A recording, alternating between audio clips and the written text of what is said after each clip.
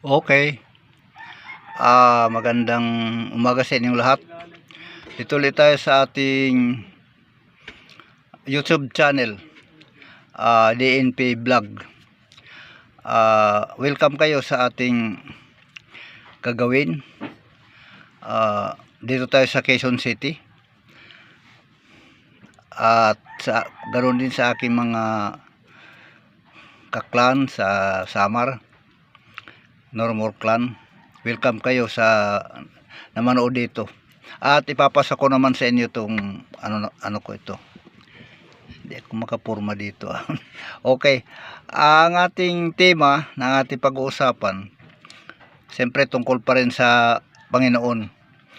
At dito sa ating mga kaluluwa, siyempre yan lagi ang ating pina-priority, na kasi ito yung kaligtasan natin, ang ating talagang pakay lagi. Kasi yan ang utos ni Lord na ipangaral ang kanyang salita, napapanahon man o hindi, sapagkat pasama ng pasama ang mundo. Mayroon akong pahapyaw na isasabihin sa inyo, at maraming masasaktan na naman sa inyo, at tayo ay nabudol sa religion. Kasi lagi yan ang pinoproblema ninyo Bakit daw iba ako, iba kayo? Iba nga ako talaga, kasi namulat na ako sa katotohanan. Dahil nabudol nga tayo. Ang nakagis na natin, ito'y nagsimula lang naman ang sakupin tayo ng mga Kastila, ng mga itong mga Romanism, Roman Empire. Doon tayo nagsimula na sinakop. At kung titingnan natin kasi sa hindi magandang ginagawa sa atin noon. Puro ikabubuti nila, at tayo namang pinagpapasan ng napakararaming mga bibigat na pasanin. At hanggang humantong sa religion na di na tayo makapalag, kasi ang pinag-uusapan na nga ang Panginoon.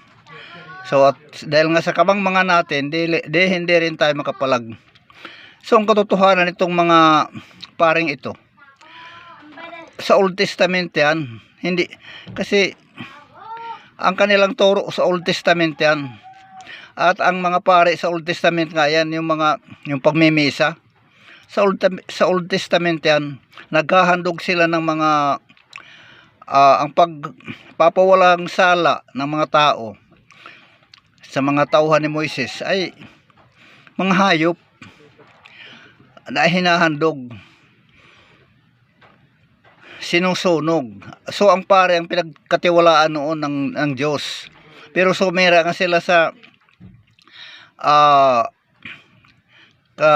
kagustuhan ng Diyos, kasi si Moises nga ang pinagbilinan niya na siya ang magtuturo sa mga Israelita at sa mga pari.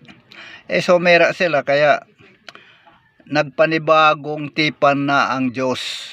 Kasi kung mababasa mo sa Malakay, nagalit talaga ang Diyos sa kanila, kasi sumira sila ng sumira, na imbis ang hihahandog ay mga magagandang hayop, mga walang sakit, ang hinandog nila may mga sakit na bandang huli.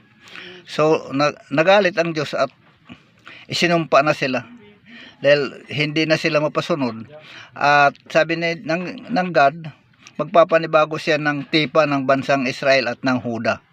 At ito nga kasama tayo dyan na New Testament na.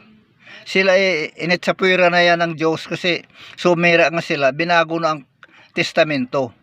New Testament na tayo Kaya nung hirangin si Jesus Christ nung magkatawang tao, kunwari pinanganak kay Maria, ay New Testament na ang turo. At humira nga siyempre ang mga alagad ng